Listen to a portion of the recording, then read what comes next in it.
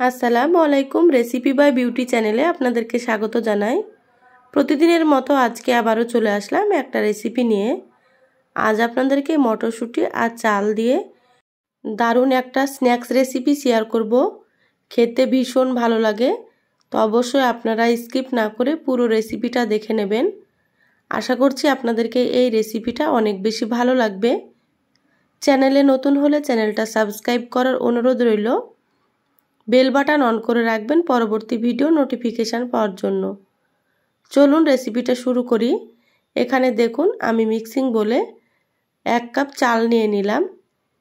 বাড়িতে যে চাল দিয়ে আমি ভাত রান্না করি সেই চালই এখানে নিয়ে নিয়েছি। এবার এখানে আমি পানি দিয়ে দিচ্ছি। তো এখানে আমি 1 কাপ নিয়েছি, আপনারা কিন্তু আপনাদের পরিমাণ মতো নিয়ে নেবেন। তো চালগুলো ভিজিয়ে রাখতে হবে, একটু হাত দিয়ে নাড়াচাড়া করে নিচ্ছি। এবার আমি ঢাকা দিয়ে দিলাম। তো 1 ঘন্টার জন্য ঢাকা দিয়ে রেখে দিচ্ছি। তো ফিরে আসছি 1 ঘন্টা পর। ফিরে আসলাম 1 ঘন্টা পর।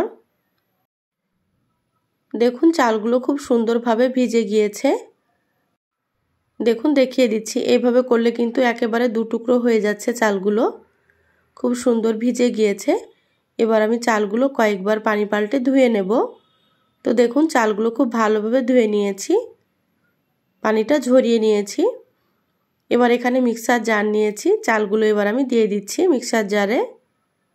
চালগুলো বেটে নিতে হবে। এবার আমি এখানে দিয়ে দিচ্ছি 1/2 কাপ পানি। খুব বেশি পানি দেওয়া যাবে না, তাহলে কিন্তু চালগুলো বাটার পরে অনেকটা পাতলা হয়ে যাবে। তো 1/2 কাপ মতো পানি দিয়ে দিতে হবে। তো বেটে নিয়ে ফিরে আসছি। তো একটু দানা দানা করে কিন্তু বেটে নেব, খুব মিহি করব না। দেখুন বেটে নিয়েছি। এবার আমি মিক্সিং বলে ঢেলে নিচ্ছি।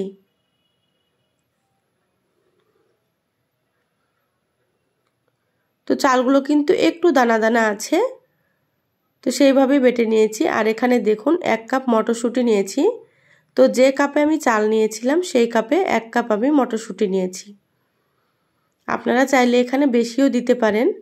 দেখুন মটরশুঁটি আমি পানি ছাড়া বেটে নিয়েছি। তো একটু মোটা মোটা রেখেই কিন্তু বাটতে হবে, এটা একেবারে মিহি করা যাবে না। তো আপনারা কিন্তু পানি ছাড়া বেটে নেবেন। আর পানি দিয়ে বাটলে কিন্তু অনেকটা মিহি হয়ে যাবে। দেখুন সম্পূর্ণটা দিয়ে দিলাম। এবার এখানে দিয়ে দিলাম স্বাদ মতো লবণ, আর 1/2 চামচের থেকে একটু কম দিয়ে দিলাম হলুদের গুঁড়ো, 1/2 চামচ দিয়ে দিলাম জিরে গুঁড়ো, আর 1 চামচ দিয়ে দিচ্ছি ম্যাগি মশলা। এই ম্যাগি মশলাটা দিলে কিন্তু অনেক বেশি ভালো লাগবে খেতে, তো অবশ্যই আপনারা দেওয়ার চেষ্টা করবেন। এবার আমি এখানে দিয়ে দিচ্ছি 1/2 চামচের থেকে একটু কম লঙ্কার গুঁড়ো। এখানে আমি কাঁচা লঙ্কা ব্যবহার করব, সেজন্য অল্প দিয়ে দিলাম। তো ঝাল আপনারা আপনাদের নিজেদের পছন্দ মতো দিয়ে দেবেন। 1/2 চামচ দিয়ে দিলাম আদা বাটা, আর 1/2 চামচ দিয়ে দিলাম রসুন বাটা। এখানে দেখুন বড় সাইজের একটা পেঁয়াজ কুচি করে নিয়েছি। এখানে দেখুন বেশি করে একটু আমি ধনেপাতা কুচি করে নিয়েছি। আর এখানে 4টে কাঁচা লঙ্কা কুচি করে নিয়েছি। তো একটু ধনেপাতা বেশি দিলে কিন্তু খেতে অনেক বেশি ভালো লাগবে। তো সবগুলো দিয়ে দিলাম। এবার আমি হাত দিয়ে খুব ভালোভাবে মেখে নিচ্ছি। তো এটা কিন্তু হাত দিয়েই মেখে নিতে হবে, তাতে করে সুন্দরভাবে মাখা হবে। তো যারা ভিডিওটি দেখছেন একটা লাইক দিয়ে ভিডিওটি কন্টিনিউ করবেন। আপনাদের একটা লাইক পরবর্তী ভিডিও বানাতে আমাকে অনেক উৎসাহ জাগায়। দেখুন সুন্দর করে আমি মেখে নিচ্ছি। তো এইভাবে একটু সময় নিয়ে কিন্তু ভালোভাবে ফেটিয়ে নিতে হবে। দেখুন আমি কিভাবে করে নিচ্ছি। এইভাবে 4 থেকে 5 মিনিট আমি সুন্দর করে ফেটিয়ে নেব। তো এভাবে করে আপনারা করে নেবেন, তাতে করে এটা খুবই সুন্দর হবে রেসিপিটা। দেখুন মাখা হয়ে গিয়েছে। তো এইভাবে আপনারা মেখে নেবেন।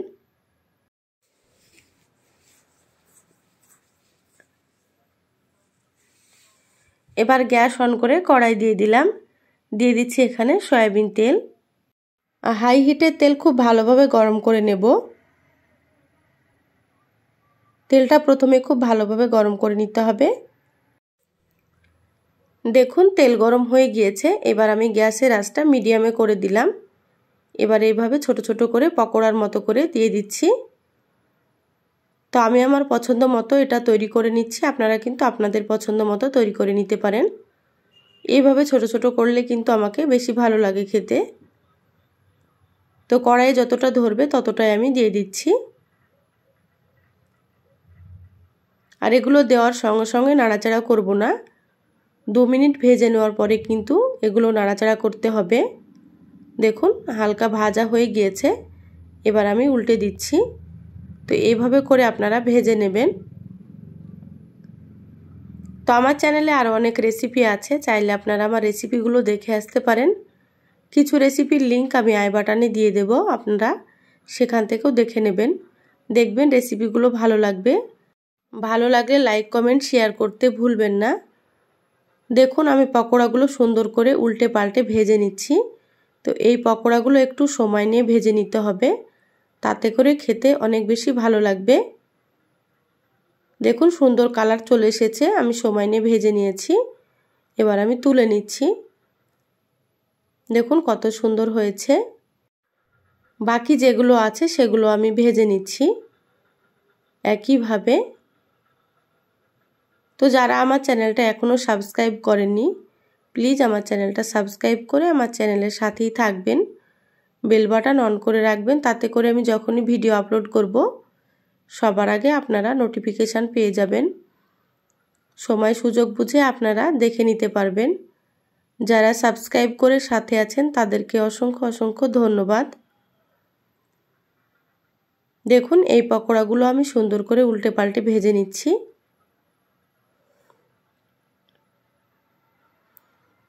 এই পকোড়াগুলো কিন্তু খেতে ভীষণই ভালো লাগে।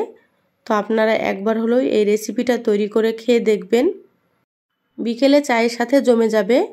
আর এটা খেয়ে কেউ বুঝতেই পারবেন না যে এটা চাল আর মটরশুঁটি দিয়ে তৈরি করা। দেখুন এগুলো ভাজা হয়ে গিয়েছে, আমি তেল ঝরিয়ে তুলে নিচ্ছি। এগুলো ভাজতে কিন্তু খুব বেশি তেলের প্রয়োজন হয় না, দেখতেই পাচ্ছেন। তো বাকি সবগুলো আমি একইভাবে ভেজে নিলাম। দেখুন ভাজার পরে অনেকটা তেল আছে, দেখতেই পাচ্ছেন। সবগুলো ভেজে প্লেটে তুলে নিয়েছি। আর দেখতে কতটা সুন্দর হয়েছে দেখুন, খেতে কিন্তু ভীষণ ভালো লাগে। তো আপনারা একবার হলেও এই রেসিপিটা তৈরি করে খেয়ে দেখবেন, বাড়ির সকলেই কিন্তু খুবই পছন্দ করবে। তো আমার এই রেসিপিটা কেমন লাগলো অবশ্যই আমার চ্যানেলের কমেন্ট বক্সে কমেন্ট করে জানাবেন। ভালো লাগলে একটা লাইক দিয়ে বন্ধুদের সঙ্গে শেয়ার করে দিবেন। আমি সবসময় আপনাদেরকে ঘরে থাকা উপকরণ দিয়ে সহজ রেসিপিগুলো দেখাই। তো আপনাদের কেমন লাগে অবশ্যই চ্যানেলের কমেন্ট বক্সে জানাবেন। তো সবাই ভালো থাকবেন, সুস্থ থাকবেন। ফিরে আসবো আবারও কোনো নতুন রেসিপি নিয়ে। ধন্যবাদ সবাইকে।